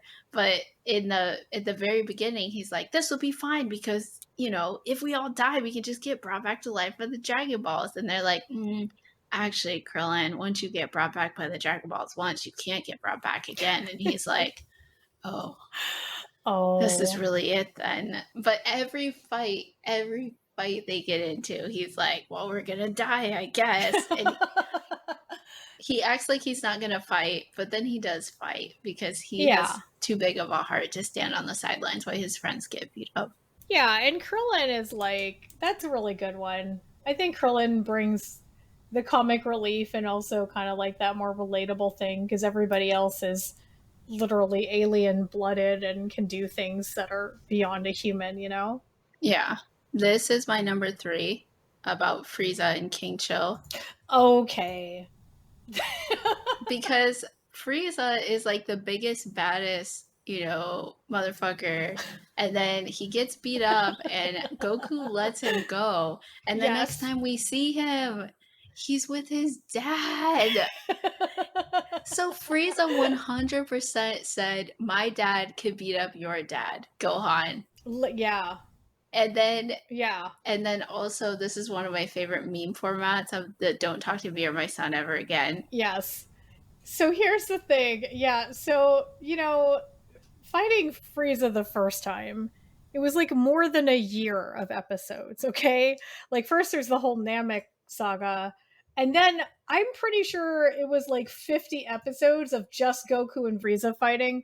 Like, people are always joking about how, like, that was like the longest 5 minutes it took or whatever to blow up the planet. Uh-huh. That is so funny. But then, he comes back with the dad, and that was like Trunks' big moment, right? Is like he Right. shows up and like just slices him. Yeah. So then that just becomes such a meme that by movie 12, which like they kind of just make these movies are like paralleling what's happening in the show, but like it's like different villains or whatever. It's like a parallel universe kind of. So it doesn't happen officially. Anyway, by movie 12, there's a part where like everybody who's dead gets brought back to Earth, and like Frieza's back, and like little Trunks and little Goten kill him in like 5 seconds. So it's like that was just a meme that like Frieza comes back and just gets sliced immediately. Oh my god. Yeah. At that point, I lost all respect for Frieza. And Frieza had to get killed quickly in movie 12 because then 8-year-old Trunks and 7-year-old Goten had to move on to fight Hitler. Oh god. Oh my god. Because that's a real thing that happened in a Dragon Ball Z movie. You mentioned this to me already, but my initial reaction was literally screaming when you told me that. Like, I was so upset. Screaming, and then you said, how could you do this to me when we're not filming? I will never have this reaction again. But I didn't think we were going to get around to it because there's so much to talk about Dragon Ball Z. Well, you found a way. Yeah. There's also a really good line from movie 12 where Vegeta says, I'd rather kill myself than work with you, Goku. And Goku says, but Vegeta, you're already dead. And there's just like this moment of like complete agony on Vegeta's face. And then he just sighs. And I was like, okay, fine. We're going to do this. So. Okay. Oh my god. Okay, number 2. Okay, number 2 was showing a time skip by drastically changing everyone's hair. Bulma has a perm, Tenshin has short hair, Yamcha has hair.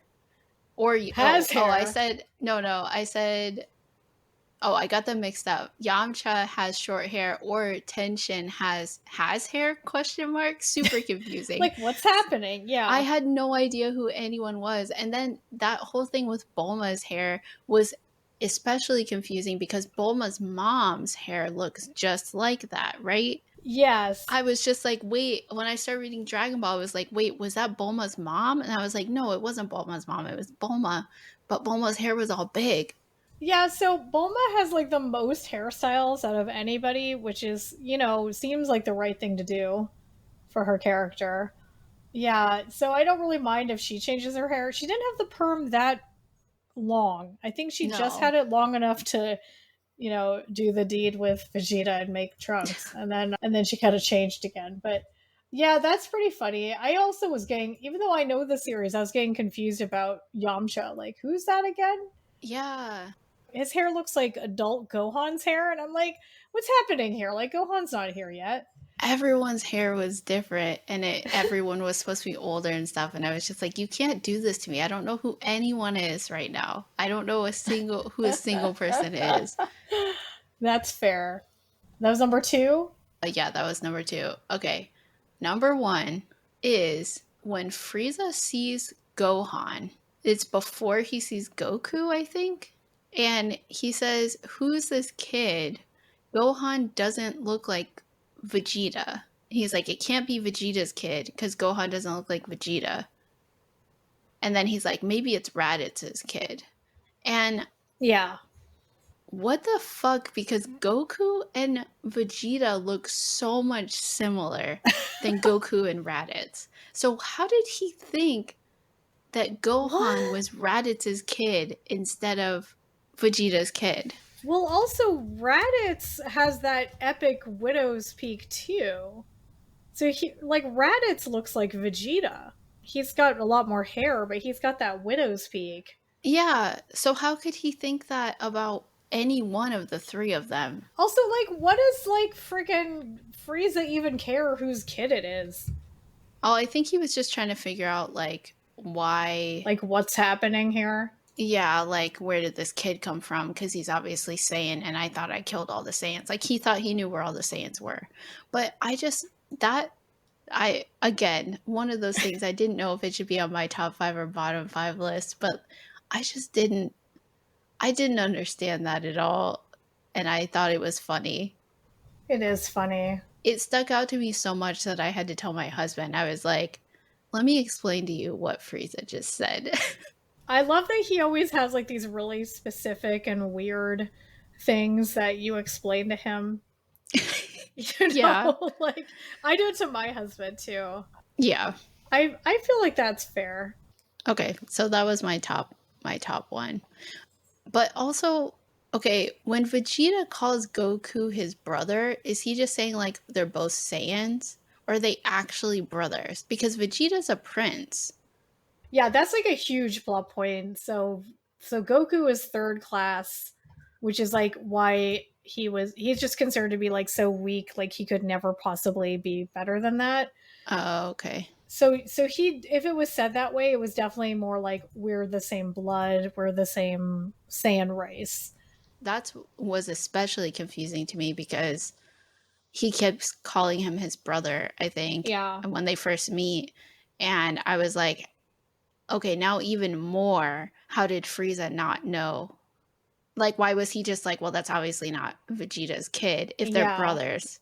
But, okay, they're not actually brothers. Right. Okay.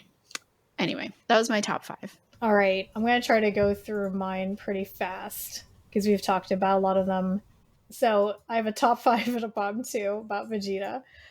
Number 5, personally to me, superficially, I think he just looks good. He's always in spandex. He's got those muscles, and he's short, and I don't need much more, I guess. Check, and check. Yeah. Number 4, grumpy dad vibes. We've already talked about that a lot. Look, he's not a perfect dad, but I think he's the most improved dad in the series because he went from letting his baby get blown up almost to, protecting his kids and being a good husband, all that. Yeah. Number 3, he is a force of chaos that caused most of the world's disasters. There's many times where they would have won if it wasn't for him, especially in that android saga where he was just no, go ahead and absorb everyone because I just want to see if I'm pretty sure I can still beat you in your perfect form. It's why we're just doing this because you guys love fighting so much. Yeah. That we're gonna just let that happen. We have to listen to Cell talk for another 20 chapters. It's such a weakness that they have that they at some point they know that they have as Saiyans.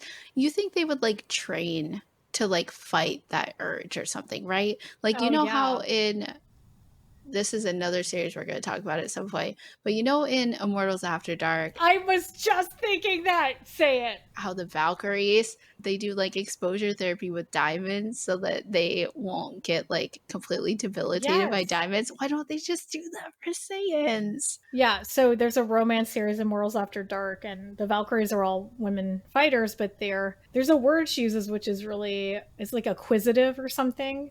It's like when they see something like a sparkling jewel, they get really Yeah. mesmerized by it. Like they want to have jewels. And so because they're really good fighters, they don't want that to be a weakness. So like you said, they train to like, you know, dangle jewelry and gems and not get distracted by it. But this Saiyans here, they just like no one can stop them, I guess, and they just like let this happen. And if you think about like this whole series, it's like he was the main villain of the first arc and probably was the one who sent Raditz in the first place to find Goku. And then the second arc, it's like that one's debatable because he was there. Frieza didn't get the Dragon Balls so easily, but also like he caused a lot of problems for everybody. And by the Android Saga, he's like trying really hard to hold on to his villain status. I think like he's like, no, I don't care. I'm the best, whatever. And like he just makes silly decisions that are bad. Yeah. Okay, number 2, as we talked about, he has the best wife and romance fodder. And I guess like, you know, this is a sideline, but like also the hottest son, which we've talked about extensively already. And number 1, this one's a little bit more sentimental, but we also kind of talked about it. No matter how many times he's hilariously defeated, he never stops being like full of pride. And yeah, as I was writing everything up as an adult who's like, you know, works really hard on my creative stuff and is like suffers from perfectionism and has had like failures and gets like really debilitated a lot by small things that happen that I have to like keep motivating myself to power through. I was kind of thinking like, you know, there's actually like a really good lesson in that I think like maybe does appeal to me is like, you know, why is it that if I fail at something, I feel really bad about myself? Whereas this cartoon character, he's an archetype, you know, he's like less dimensioned than a real human is. But there's something nice to know that like he's gonna retain that confidence. Yeah. And I thought that was kind of like an interesting moment of self-reflection to be like, I wish I was more like that. Like he is my favorite because he gets beaten up so much. So why do I feel like if I fail at something, people won't like me anymore or they won't look up to me anymore? Instead of being like, it could still be funny. It could be funny if you fail and you could just laugh it off and be like, well, I'm still great. That was just that one time and I'm better now. You know? That's a great point. Good lesson from Dragon Ball Z. Yeah, well now I'm gonna complicate it by putting something campy in, so okay. I'll just make this a bottom 1. My other one was that I guess he did kill a lot of people. But you know, I think that's obvious. I mean, who on the Hot Baddies list hasn't killed some people though? There's more murderers than not, it turns out. Let's be honest. We have a problem. We have a problem. Okay. I just want you to see this picture. Okay. The facial hair. Do you know about the facial hair? Oh, no. Mm-mm. The mustache? Mm-mm. Yeah. So that happened at some point, and it's not popular. The Vegeta mustache. Oh, no. Yeah. Mm-mm. Yeah, I don't like that. That's another GT look with the varsity jacket and the hair cut off on top, which, like, they said canonically could not happen. So, I don't know. That's my list. Also, the mustache thing is one of those things where it's like, if they're out zipping around, like, committing genocide on multiple planets, are you telling me that Vegeta is taking time every day to shave his face? And that's why he doesn't have a mustache? No. I don't think so. Wouldn't he have one when he came out of the room of time and space or whatever? If that was the case, wouldn't he just have like the biggest beard ever? Come on. Yeah. Okay, is it conspiracy corner time? You back me into a conspiracy corner. Yes, it's time for Conspiracy Corner. What do you have to say? This is the place where sometimes when we are absorbing media, we have our own theories about what's going on. I have other ones too that I didn't put in our shared notes. Let's see. We already talked about, are they actually brothers? I was confused about that. So that one's done. Okay. Okay. I have the why didn't they just list Okay. that I guess are more like plot holes or just like this all could have been easily avoided. Okay. But I also have two other questions. What do you think happens to all the balls of energy that they throw into space? Oh no. Oh no. I guess like wait, isn't it like when things are moving in space, they just continue to go in that direction because there's like Yeah, once they leave There's- orbit, because there's nothing to stop them. there's nothing to stop them. Yeah. I guess I just sort of thought that like they dissolved over time, but that doesn't make sense. I mean, it's possible that they would. And I guess some of the bigger balls of energy is like, Goku borrowing the energy from all the life forms on the planet or other planets. So maybe as it got further away, it would dissipate. But alternatively, there could be space garbage that is just like Yeah. that's going to kill a whole solar system if it runs into a sun or like a star, or just gonna like decimate a planet or something just from all these fights that these guys keep having. That's sad. Yeah. That does seem like a problem. Okay, that was my first conspiracy corner. I think you win that one. I didn't know it was a contest. Okay, you know how Ginyu can switch forms? Yeah, he can swap his like mind into another body, right? Right, but the way he does it, when he takes Goku's body, he gives himself a mortal wound and then jumps into Goku's body. So doesn't that imply that that's not even his original body, the one that we see him in?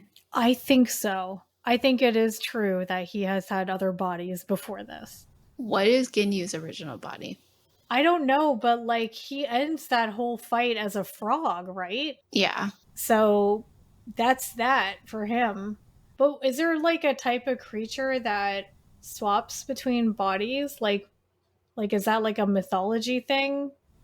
I don't know. Yeah, someone's got to know. Like a doppelganger or like a changeling or like a Rakshasa. Yeah. That occurred to me at some point. Oh, someone searched it on Google.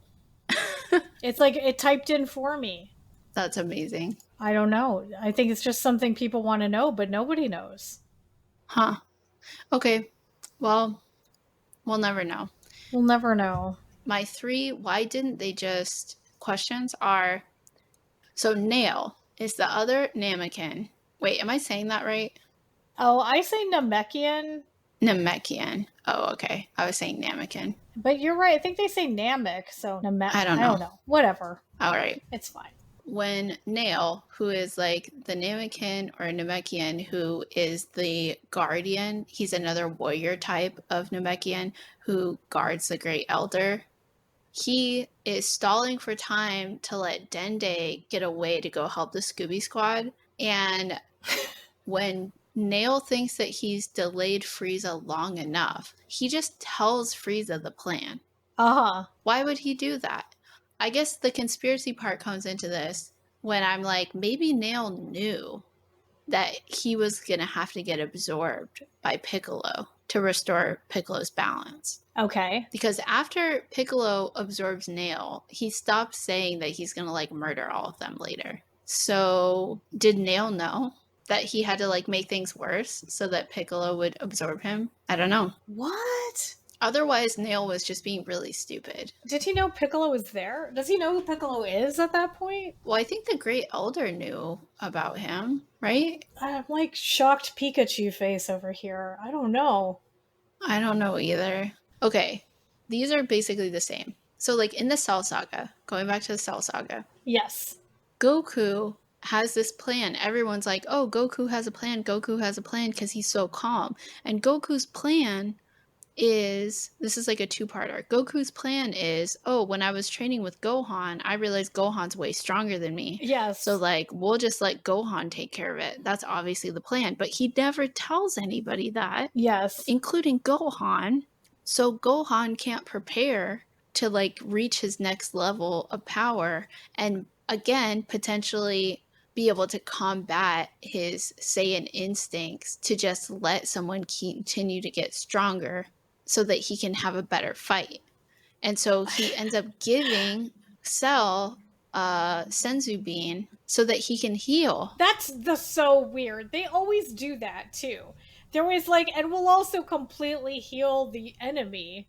Like, yeah, because they want a better fight or whatever. And, you know, like, if Goku had just shared his plan earlier, couldn't they have, like, ended up coming up with a better plan or, like, iterate on it or, like, keep Gohan from doing that?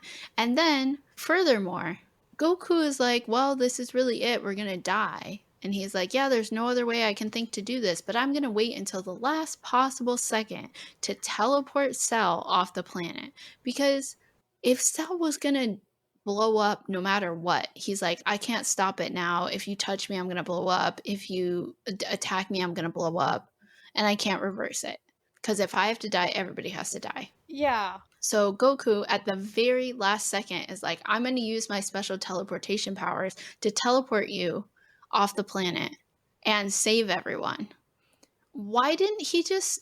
Yes. Yes. Yeah, he takes them to the Kaio's planet, and so they die. Him and the monkey die. Yes, Bubbles dies, Goku dies, Cell dies. Actually, Cell doesn't die at that point, right? He comes back. Cell doesn't die, no.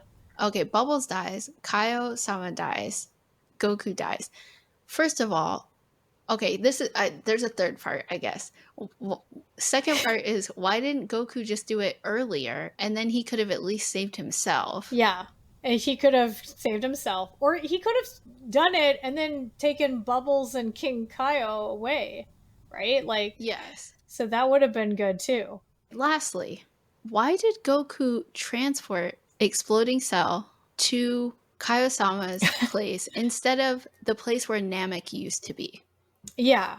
Because Namek already blew up, so if he just went into space where Namek used to be, no one would have died.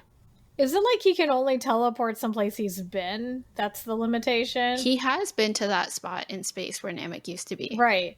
But also, technically, since he flew there, he's been everywhere along that flight path. Yeah. So maybe he could have done that. I don't know. That's a weird one. He could have just left him at the hole where planet Namek used to be, and then a whole bunch of energy balls that were exported from that have been traveling across space and time, across galaxies, would have hit him all at once, and it would have been a pretty epic finale. Like, kill Cell with his own beam that he shot into the sky earlier that day. I think those are all fair points. Alternatively, though, if Cell had been... No, Cell was really far away when he blew up and then he came back. So no, there's no... Cell still would have come back, but at least Goku wouldn't have been dead and Kaio-sama and Bubbles would have been alive. So, what the fuck, Goku? Yeah. I think it's I mean, it's really like... The truth is that they wanted Goku to die, right? So...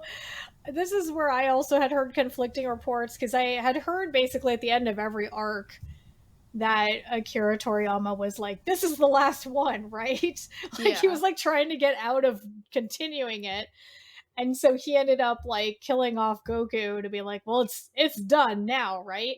But I'd also heard that he killed him off because he wanted Gohan to be the new hero, which is what you see happening immediately.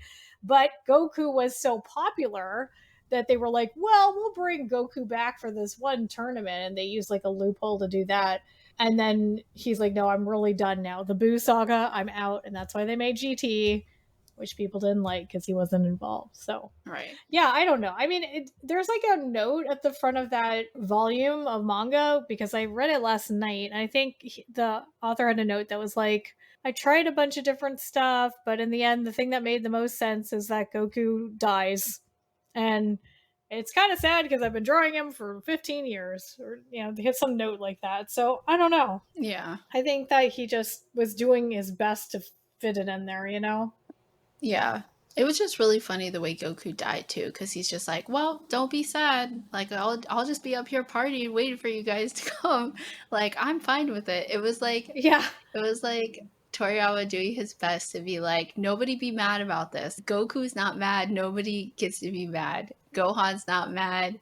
Chi-Chi's not mad. Nobody's mad. Nobody gets to be mad. Yeah. I mean, they did the best they could, All right. Those are very good conspiracies. The only one that I had, we already kind of talked about, which is like, where are the female Saiyans? And they show up every once in a while, but they did actually address this in Dragon Ball Super, if you happen to watch it. There are female Saiyans, and I'm going to post a picture for you. This is Kale and Cauliflower. Oh, yeah, of course. They're from like a side universe where Saiyans are like scrawny preteens. Okay. And I think Cauliflower on the right there is technically the Goku of their universe because she's really strong. The fusion of the two together is like the strongest. And there's also a boy Saiyan named Kaba who is like the Vegeta of that universe, and Vegeta like trains him and stuff and is like kind of fond of him. So I feel like they kind of did this because they wanted like the next generation of kids to identify with Saiyans, and it was like easier to identify with like skinny teenagers than with our big beefy dad Saiyans. So these roided out boys. Yes. Yeah, I mean, there are other female Saiyans that show up occasionally, but they just don't get as much attention as the male Saiyans, which is why it was cool to see these characters get introduced. They are like a huge part of the tournament, so that's nice. We've already talked about hot characters a lot. We talked about Android 18 specifically. I like 17 too. I know he's basically just, they're like twins or siblings or whatever, but for some reason, I don't care about Android 17. I just like Android 18. I didn't care about him that much, but if you do watch Dragon Ball Super, 17 and 18 are in that one, and he has a lot more material and is actually pretty cool. So, but yeah, it's weird, Piccolo, I didn't think Piccolo was that hot, but I was thinking about his story. Piccolo is actually the reason I wanted to go back and read Dragon Ball, because he has such a backstory that you don't get to see in Dragon Ball Z at all. I still haven't seen it yet, but like Piccolo, I mean, Vegeta's story also has some notes of being kind of like sadly poetic, but Piccolo's the evil part of a god. Yeah. And he's never seen his homeworld until all the Namekins are dead. Yeah. Like by the time he gets to Namek and he's like, oh, this is where I'm from, everyone's dead. So it's just like, oh, Piccolo. Yeah, Piccolo's like, yeah, he's really cool. He has a very similar arc to Vegeta. It's just that he's like further along in his maturity, when they're at the same point in the timeline, I guess. Yeah. But then I think he absorbs Nail, and then he fuses back with Kami-sama, and like at that point I feel like he's not a bad guy anymore. He's just Piccolo. And then like also Piccolo is like he like really loves Gohan. Like that was kind of the thing, was like he raised Gohan for 6 months, and that's why he kind of turned a new leaf and cared about people and stuff. And that's really cute. And oh my god, when they went to go fight the androids, I think, and they all got their own outfits. Yeah. They were like choosing what outfits they wanted. Isn't this the time when Gohan was like, Piccolo, can I have an outfit like you? And I was like, oh. Yeah, they have a really cute bond. Yeah. So cute. And then I just threw Zarbon on this list because I think he's kind of got like the Fabio hair, and I thought it was funny that he's like, well, he looks very attractive, but then he has like this weird like monster version of himself. I like his earring. He does have an interesting style that's different from everyone else. I guess it's because he's supposed to be a different kind of alien, but yeah, Zarbon, yeah, I get it. It's so funny too. Like that was a really good fight with him and Vegeta. Oh my gosh, are we wrapping up? Are we made it to the end of the episode? Yeah, and we didn't even go that long. So now it's time to rank Vegeta for the Hot Baddies Club. And we do this by comparing him on the Rhysand scale. I'll rate you, date you, calculate you. You're not supposed to know who Rhysand is, but if you do, then this is a little foreshadowing to a future episode. On a scale of 1 to 10, where Rhysand is an 11, how great is Vegeta? How much of a hot baddie is he? And I think you should go first. Okay, you love Vegeta so much, so you're not allowed to be mad. I'm not going to be mad. You should do things as differently for me as you want. Initially, when I was finishing up my notes to start recording, I said 5. But after we did the Smooch, Marry, Kill and just talking more about Vegeta, I think I'm going to go to a 7. Also, looking at the fan art, that helped a lot. 7's good. Okay. I think that's solid. Yeah. As you might expect, my number's pretty high because of the personal influence that Vegeta has had in my life. I just kind of have to, give credence to that. So I'm going to give an uncharacteristic 9 to Vegeta. Wow. Which is super high on the scale. He's not perfect, but I thought you were going to go for a full 10. I'm like surprised. look, it's even in bad form on episode 1 to give a 9. I mean, like, you usually when you start a ranking, you want to kind of start the first few ranks like kind of in the middle because otherwise you can't scale it up, So I promise I'm going to be But this is Vegeta. I'm going to be more considerate or fair about the rankings with everyone else. But we just happened to pick someone who, like, as I have shamefully explained, was a really big part of me understanding what fandom even is and what, like, crushing on a character is. So I have to give that personal touch to it. Yeah. And so with that, we have agreed to induct Vegeta into the Hot Baddies Club. Yep. Definitely. Unanimous. Woo! If you enjoy Vegeta, we kind of talked about this in the spoiler free, but are there any other characters like him that are worth discussing? So, I mean, I feel like any of those shonen animes that we talked about at the beginning is also like, if you like this, recommended reading or watching. There's almost always going to have a main character who's really like sweet and innocent, and then a rival who's like more clever, but for some reason is edgier or like has a more tragic story, right? This was in that list, but My Hero Academia is like, I feel like the most popular shonen anime right now, probably. Yeah, I actually Okay. haven't seen it, but I know it's super popular. Okay. I like the story a lot, but I like the story in spite of how horny this anime is for all of its female characters. Whoa! That's sadly another shonen thing. Yeah, it's not cute in my opinion. It like bothers me a lot. Oh no. I just want to know what these little high school kids are up to, but I just don't want them to be so gross about it. That can happen. Yeah, there's that happens a lot of anime I like too. Like I would really like everyone to watch this anime Air Master, which is about a gymnast who becomes a street fighter.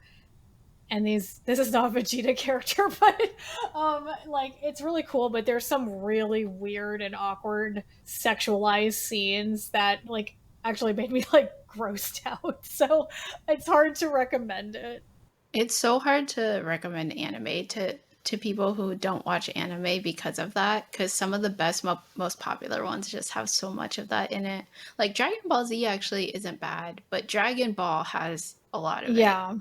Yeah. So anyway, My Hero Academia, it's really popular, but you just have to well, you don't have to, but if you're going to engage with a lot of anime, you kind of have to put that aside. And that's not to say like Western media doesn't have it. It's just a different way that I guess I'm more desensitized to, and this stuff always bothers me a lot. So Yeah, and then I posted a picture of Hiei from Yu Yu Hakusho for you. It's an older anime. It's kind of like these like psychic kind of I want to say they're like fighting in the underworld or something, and there's also like a tournament. But most people agree that like Hiei is like looks like a young psychic Vegeta, so there's that. All right. He's also like a villain that's kind of an anti-hero later or something. Okay, so that was our episode on Vegeta. You know, we didn't talk about doing this, but since we happen to know, do you want to tease what the next episode is going to be? Oh, okay. Next episode is going to be Catra from She-Ra and the Princesses of Power, the new one. So that's going to be really exciting. And we'll do the same thing. We'll do a part 1 that will like be a teaser, a spoiler free, and then we'll do a part 2 that is in depth on the character with all the spoilers. And this one is going to be so fun. It's so good. It's so good. Not that this one wasn't, but like Catra, like I will scream about Catra. I will scream. She's so good. We tried to pick like our most favorite characters. I mean, that is kind of the purpose of the show. But like, oh my gosh. If you thought this one was kind of overwhelming, I think Catcher will be a little easier for you because it's only one series. It's much less complicated to get into. Hopefully you will love her as much as we do. I'm your host, Miko. You can find me on Twitch and Twitter as Dr. Mikachu, Dr. Mikachu. I am Liz. I'm your other host. You can find me at Liz Makes on Twitter and Illuminated Space almost everywhere else. The podcast website is hotbaddies.club. Head over to links.hotbaddies.club for links to all our social media. You can join our Discord community by going to discord.hotbaddies.club. Our theme song is The Hot Baddies Club by Ryako. You can find the song and the rest of her amazing music on her Bandcamp website, ryako.bandcamp.com. That's ryako.bandcamp.com. And this has been the Hot Baddies Club. Just remember that I, Vegeta, was right here, and they ignored me. Do they think I wasn't worth their time? The fools! You've awakened inside me a feeling I cannot deny. You impress me, possess me, the thought of you gets me so high. Wanna stay here forever, the rest of the world can go by. But I don't know why. it's just like the power. It's like it's welling from inside me. I thought I'd reached my limit before, but this makes even me shudder. And it feels so good, especially coming now. Oh no. Well, I mean, somehow he had 2 children, so Okay, we did it. It wasn't we that did it. bad. It was a lot of fun. Yeah,